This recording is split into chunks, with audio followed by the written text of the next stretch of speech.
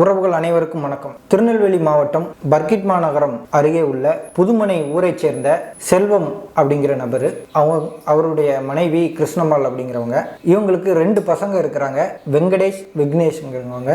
விக்னேஷ்ங்கிறவர் போடியில் உள்ள தேனி மாவட்டம் போடிநாயக்கனூரில் உள்ள ஒரு அரசு இன்ஜினியரிங் கல்லூரியில் 3ஆம் ஆண்டு இன்ஜினியரிங் படிச்சுட்டு வர்றாரு. அவருக்கு 21 வயசாகுது. இவங்க ஒரு ஏழ்மையான குடும்பத்தை சேர்ந்தவங்க. அந்த இளைஞர் மர்மமான முறையில் பாத்ரூம்ல இறந்து கிடந்திருக்கிறாரு.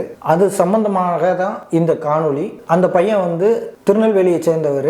திருநெல்வேலியில முதல்ல மாத்தித்தா இந்து கல்லூரியில் அவருக்கு இடம் கிடைக்குது. அங்கே படிச்சுக்கிட்டு இருக்காரு. அங்கே படிச்சுக்கிட்டு இருக்கும்போது இன்ஜினியரிங் கவுன்சிலிங்கில் தேனி மாவட்டத்தில் இருக்கிற அந்த அரசு இன்ஜினியரிங் கல்லூரியில் சீட்டு கிடைக்குது. அதனால அந்த கல்லூரியில் போய் சேர்ந்து அங்கே இருக்கிற ஹாஸ்டலில் தங்கி படிச்சுட்டு வர்றாரு. இப்படி இருக்கிற நிலையில் 3ஆம் ஆண்டு அவர் படிச்சுக்கிட்டு இருக்கிறாரு. தற்போது செமஸ்டர் தேர்வுகள் நடந்துகிட்டு இருக்குது. பெரும்பாலும் தேர்வுகள் நேரத்தில் மாணவர்கள் எல்லாரும் வீட்டுக்கு வந்துருவாங்க. வீட்டுக்கு வீட்டில இருந்தா எக்ஸாம் எழுத போவாங்க. ஆனால் இவருக்கு தேனி மாவட்டத்திலேருந்து திருநெல்வேலிக்கு வந்துட்டு போறதுக்கு அதிக செலவாகும் அப்படிங்கிற காரணத்தினாலையும் ஹாஸ்டல்லையே தங்கி இருந்து எக்ஸாம் எழுதுறாரு. நம்ம காலேஜ் படிக்கலையும் அந்த மாதிரி தான். அதாவது ரொம்ப தூரத்துல இருந்து வர மாணவர்கள் ஹாஸ்டல்லையே தங்கி இருப்பாங்க. அவங்க ஹாஸ்டல்ல இருந்தே தான் தேர்வுகளை எழுதுவாங்க. ஆனா மற்ற மாணவர்கள் எல்லாரும் வீட்டுக்கு போயிடுவாங்க. குறைவான மாணவர்கள் மட்டும்தான் ஹாஸ்டல்ல தங்கி இருப்பாங்க. நார்மலா 100 மாணவர்கள் இருக்கிறாங்கன்னா இந்த மாதிரி எக்ஸாம் டைம்ஸ்ல ஹாஸ்டல்ல 20 மாணவர்கள் தான் தங்கி இருப்பாங்க. அந்த மாதிரி தான் இவரும் தங்கி இருந்திருக்காரு. 13ஆம் தேதி அவருடைய அம்மாவுக்கு ஃபோன் வந்திருக்குது. கிருஷ்ணம்மாள் அப்படிங்கிறவங்களுக்கு ஃபோன் வந்திருக்குது. சரியா 10:58க்கு அவரோட உடன் படிக்கக்கூடிய மாணவர் ஹாஸ்டல்ல இருக்கிறவர் அவங்க அம்மாவுக்கு கால் பண்ணி, இப்படி உங்களோட பையன் ஹாஸ்டல் கழிவறையில் மயங்கி கிடந்தா நாங்கள் ஆஸ்பத்திரிக்கு கொண்டு போகிறோம் அப்படின்னு சொல்லி தகவல் சொல்லியிருக்காரு.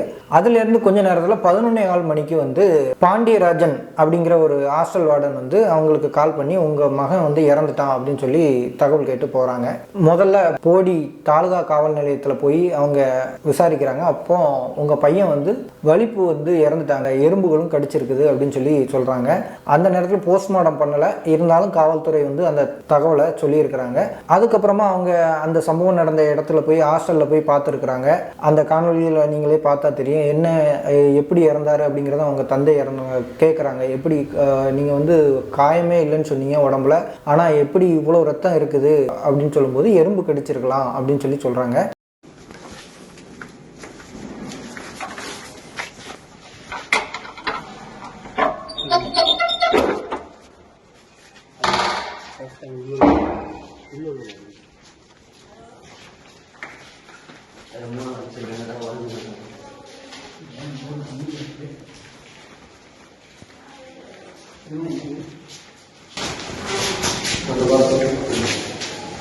அதாவது உள்பக்கமா பாத்ரூம் கூட்டிட்டு தான் பாத்ரூம் போயிட்டு சரிங்களா? அதாவது உடச்சு எடுத்திருக்காங்க. ரத்தம் எப்படி இப்படி வந்துச்சு? எறும்பு ஃபுல்லா கண்ணு ஃபுல்லா எறும்பு எறும்பு கடிச்சா ரத்தம் எப்படி வரும்? இறந்து போனவங்க மேல ரத்தம் எப்படி வரும்? கடிச்சதுக்கு உடஞ்சிருக்கு ரத்தம். உடனே உரையநாட்டி ரத்தம் எறும்பு கடிக்காத, கடிச்சாலும் ரத்தம் வளர்க்கன்னு பேருக்காது.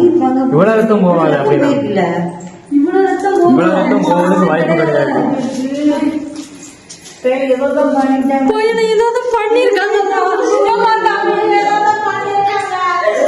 அந்த கல்லூரி தரப்புல அந்த ஹாஸ்டல் தரப்புல இருக்க மாணவர்கள்ட்ட நம்ம கேட்கும்போது என்ன சொல்றாங்கன்னா, நாங்கள் முந்தின நாள் நைட்டு பார்த்தோம், அதுக்கப்புறம் இவரை பார்க்கல அப்படின்னு சொல்லி சொல்றாங்க. மறுநாள் மாலை நேரத்தில், அதாவது ஈவினிங் நேரத்தில் தான் பார்த்துருக்குறாங்க. நைட் ஆகிட்டு, கிட்டத்தட்ட நைட் ஆயிடுச்சு. எந்த நேரம்ங்கிறது சரியா சொல்லலை. அந்த நேரத்தில் தான் பார்த்துருக்குறாங்க. அப்போ வார்டன் தான் கதவு உள்தாப்பால் போடப்பட்டிருக்குது. கதவை உடைச்சிட்டு உள்ள போய் பார்த்துருக்கிறாரு. அப்போ இந்த மாதிரி இறந்து கிடந்திருக்கிறாரு. அதுக்கு முன்னதாக ஒரு மாணவர் தான் முதல்ல போய் பார்த்துருக்கிறாரு. அந்த இதுக்குள்ள எறும்புகள் அதிகமாக போயிட்டு வந்ததுனால அவர் சந்தேகத்தின் அடிப்படையில் வார்டனை கூப்பிட்டு இதை சொல்லியிருக்கிறாங்க. அதாவது காவல்துறையோட கூற்றுப்படி, அந்த நிர்வாகத்தோட, கல்லூரி நிர்வாகம், அந்த ஹாஸ்டல் நிர்வாகத்தோட கூற்றுப்படியே அவர் வலிப்பு இறந்திருந்தால் கொஞ்ச நேரத்தில், அதாவது ஒரு 2 மணி நேரம் 3 மணி நேரம் அதுக்குள்ள பார்த்துருந்தாங்க அப்படின்னா இந்த அளவுக்கு எறும்புகள் கடிச்சிருக்காது. கண்டிப்பான முறையில் உடனடியாக உயிர்ங்கிறது போயிருக்காது. அந்த இடத்துல அவர் பாத்ரூம்ல ஏதாவது அடிபட்டிருந்தாலோ இல்லை கீழே விழுந்திருந்தாலோ கூட ஏதாவது காயங்கள் பட்டிருக்கலாம். பின்மண்டையில் காயங்கள் பட்டிருக்கலாம். ஏதாவது முக்கியமான இடங்கள்ல இல்லை காயங்கள் பட்டுருந்துச்சுன்னா கூட உடனே உயிர் போயிருக்காது, கண்டிப்பாக உயிருக்காக போராடி இருப்பார். அவரை வந்து காப்பாற்ற முடியலை அப்படிங்கிறது தான் வந்து சோகமான விஷயம்.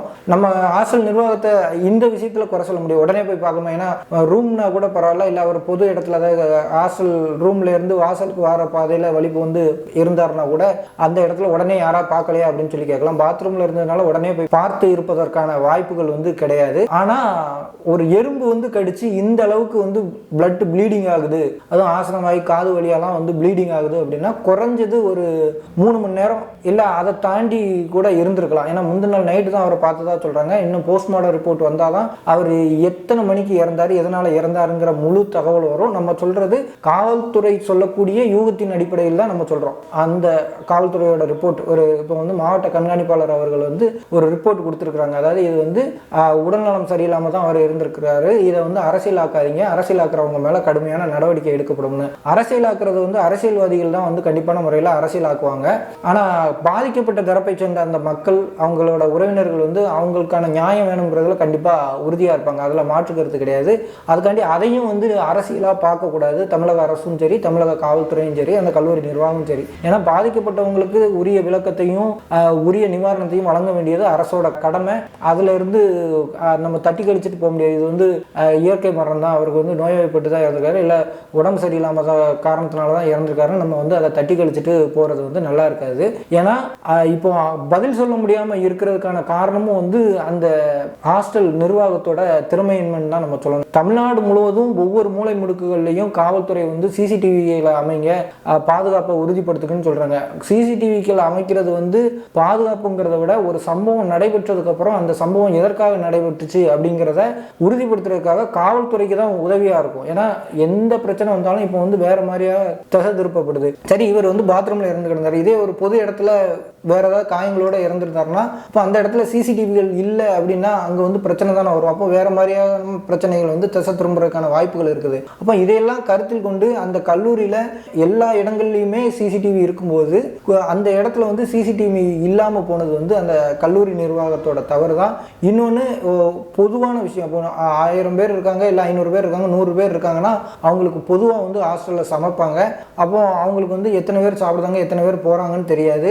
மிச்சம் வந்தாலும் அதை வந்து கணக்கில் எடுத்துக்கிட மாட்டாங்க. ஆனால் இந்த மாதிரி லீவ் டேஸில் வந்து நம்ம நிர்வாகங்களில் ஹாஸ்டல் நிர்வாகங்களில் கேட்கும்போது என்ன சொல்கிறாங்கன்னா, எத்தனை பேர் வந்து ஹாஸ்டலில் சாப்பிட்றாங்க, எத்தனை பேர் தங்கியிருக்காங்க அப்படிங்கிறத வந்து நாங்கள் கணக்கெடுப்போம், அதுக்கு தகுந்த மாதிரி தான் சமைப்போம் அப்படின்னு சொல்கிறாங்க.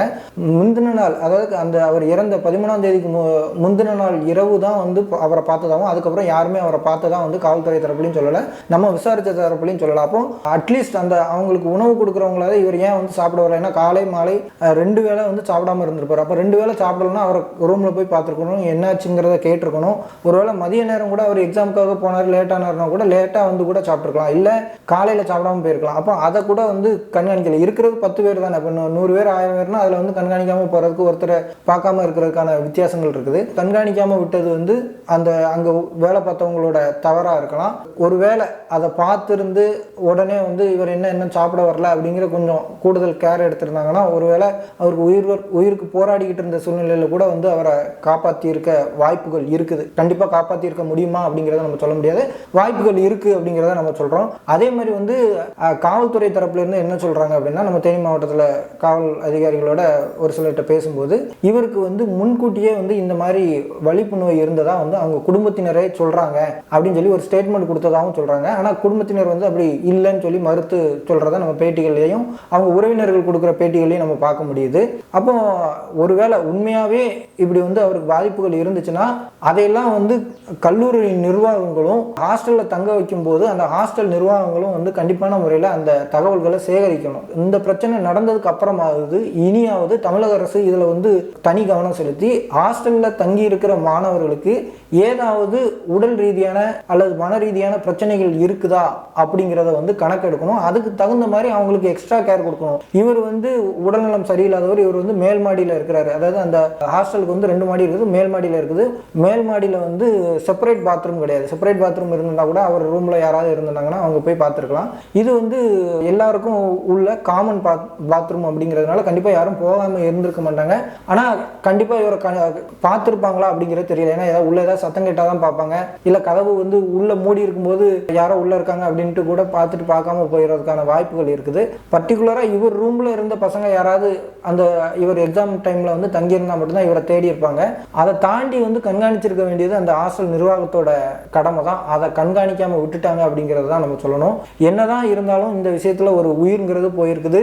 தெரிஞ்சோ தெரியாமலோ இதுக்கு கண்டிப்பான முறையில் அந்த கல்லூரி நிர்வாகமும் ஹாஸ்டல் நிர்வாகமும் தான் காரணம். தமிழக அரசும் இதில் கண்டிப்பான முறையில் ஒரு வகையில் காரணமாக தான் வரும். ஏன்னா இன்னும் இது மாதிரியான எத்தனை கல்லூரிகளில் எத்தனை ஹாஸ்டல்களில் வந்து போதிய வசதிகள் இல்லாமல் இருக்குது அப்படிங்கிறது தெரியல. ஏன்னா ஹாஸ்டல் வார்டன் இருக்கிறவங்க வந்து அவங்களுக்கு போதிய பயிற்சி கொடுக்கப்படுதா, அவங்க வந்து எப்படி கண்காணிக்கணும், இந்த மாதிரியான சூழ்நிலைகள், அதாவது மாணவர்கள் இல்லாத சூழ்நிலைகளில் வந்து அவங்களை எப்படி கண்காணிக்கணும் அப்படிங்கிற பயிற்சிகள் கொடுக்கப்படுதா அப்படிங்கிறது தெரியல. அதை வந்து தமிழக அரசு தான் சீர் செய்யணும், சரிப்படுத்தணும். இன்னொன்று எல்லா கல்லூரிகள்லையும் சிசிடிவிக்களை வந்து அமைக்கிறதுக்கு தமிழக அரசு நிதி ஒதுக்கணும். இது கல்லூரி நிர்வாகம் சம்பந்தப்பட்டது அப்படிங்கிறதுனால அரசாங்கம் தலையிட்டு கல்லூரிகளில் குறிப்பாக ஹாஸ்டல்களில் வந்து எல்லா இடங்கள்லையும், அதாவது பாத்ரூம் தவிர்த்து மற்ற இடங்கள்ல எல்லாத்துலேயுமே சிசிடிவி கேமராக்கள் அமைக்கிறதுக்காக அரசாங்கம் வந்து முயற்சிகளை பண்ணணும். ஏன்னா அது கண்டிப்பாக அரசாங்கத்துக்கும் காவல்துறைக்கும் தான் நல்லது. ஏன்னா இது மாதிரியான சம்பவங்கள் தொடர்ந்து நடந்துச்சு அப்படின்னா பெற்றவங்களுக்கும் தலைவலி. இதை வச்சு அரசியல் பண்ணுறாங்கன்னு சொல்கிறாங்களா, கண்டிப்பாக வரத்தான் செய்யும். ஏன்னா இதே எதிர்க்கட்சி தலைவர் வந்து எதிர்க்கட்சிகள் எல்லா விஷயத்திலும் அரசியல் பண்ணாமல் அவியலாக பண்ணும் அப்படின்னு கூட கேட்டிருக்கிறாரு. அதனால வந்து எதிர்க்கட்சிகள் அரசியல் தான் பண்ணும், அதில் மாற்று கருத்து கிடையாது. அப்போ அவங்களுக்கு கேள்வி கேட்கும்போது அதை பதில் சொல்கிறதுக்கு வந்து அரசாங்கத்துக்கும் காவல்துறைக்கும் இது வந்து உதவியாக இருக்கும். அதனால சிசிடிவிகளை கண்டிப்பாக அமைக்கணும். இன்னொன்று, தெரிஞ்சோ தெரியாமலே அந்த பையன் அந்த ஹாஸ்டலில் இறந்ததுனால, அதுவும் அரசு கல்லூரி அப்படிங்கிறதுனால அரசு இதில் தலையிட்டு அந்த மாணவருடைய குடும்பத்துக்கு வந்து கண்டிப்பான முறையில் உதவி பண்ணணும். ஏன்னா அந்த பையனை பற்றி அந்த ஊரில் விசாரிக்கும் போது ரொம்ப நல்ல பையன், ஊருக்கு வந்தால் கூட பொங்கல் லீவுக்கு வந்திருந்தா கூட வீட்டை விட்டு வெளியில் வர மாட்டார். அவர் வேலை உண்டு, அவர் உண்டுன்னு தான் இருப்பார். அவருக்கு அப்பாவுக்கு உதவியாக இருப்பார். அவங்க அண்ணன் வந்து ஒரு ஸ்டூடியோ வச்சிருக்கதா சொல்கிறாங்க. அவங்க நண்பர்கள்ட்ட உறவினர்கள்ட்ட கேட்கும்போது அதில் உதவியாக இருப்பார். மற்றபடி வந்து யார் வம்பு தும்புக்கும் போக மாட்டார். நல்ல பழக்கம் உள்ள பையன், எந்த தீய பழக்க வழக்கங்களும் கிடையாது அப்படிங்கிறது தான் அவங்க குடும்பத்தை சேர்ந்தவங்க சொல்கிறாங்க. அப்படி ஒரு பையனை இழக்கிற அந்த குடும்பத்தினருக்கு கண்டிப்பான முறையில் அரசு நிவாரணம் வழங்கணும். அது போக அவர் குடும்பத்தில் இருக்கிற அவருடைய அண்ணன் வந்து டிகிரி முடிச்சிருக்கிறாரு, அவருக்கும் உரிய வேலை வாய்ப்பு கிடைக்கிறதுக்கான வசதியை வந்து அரசாங்கம் பண்ணணும். ஏன்னா இவர் வந்து ஒரு வேலை படித்து வேலைக்கு போயிருந்தால் அந்த குடும்பம் இன்னும் நல்ல நிலைமைக்கு போயிருக்கும். அந்த நிலைமைக்கு போக முடியாத சூழ்நிலையில் அந்த குடும்பம் இருக்கிறதுனால அந்த குடும்பத்துக்கு தேவையான உதவிகளை செய்யணும் அப்படிங்கிறத நம்ம கோரிக்கையாக வச்சுக்கிறோம். இது சம்மந்தமாக நம்ம பிஎம்டி இசைராஜா அண்ணன்ட்ட நம்ம கொண்டு போனோம். அவரும் வந்து முதலமைச்சருக்கு கடிதம் எழுதியிருக்கிறாரு. தேனி மாவட்ட நிர்வாகிகளை தொடர்பு கொண்டு அங்கே மாவட்ட ஆட்சியர்கிட்டையும் மாவட்ட கண்காணிப்பாளர்கிட்டையும் கல்லூரி நிர்வாகத்திட்டையும் மனு கொடுத்து அதுக்கான நடவடிக்கைகளையும் எடுக்க சொல்லியிருக்கிறதா தகவல் சொன்னாங்க. கண்டிப்பான முறையில் இந்த மாதிரி வந்து ஒரு இறப்பு வந்து இனி யாருக்கும், எந்த சமுதாயத்திலையும் எந்த மக்களுக்கும் நடக்கக்கூடாது அப்படிங்கிறதுக்காக தான் இந்த காணொலி. ஏன்னா ஒரு உயிர்ங்கிறது பொதுவானது. அது இந்த மாதிரியான கல்லூரி இளைஞர்கள் வந்து இறக்கிறத நம்ம ஏற்றுக்கொள்ள முடியாது. இந்த எல்லா இடங்களையும் நடக்க தான் செய்யுது.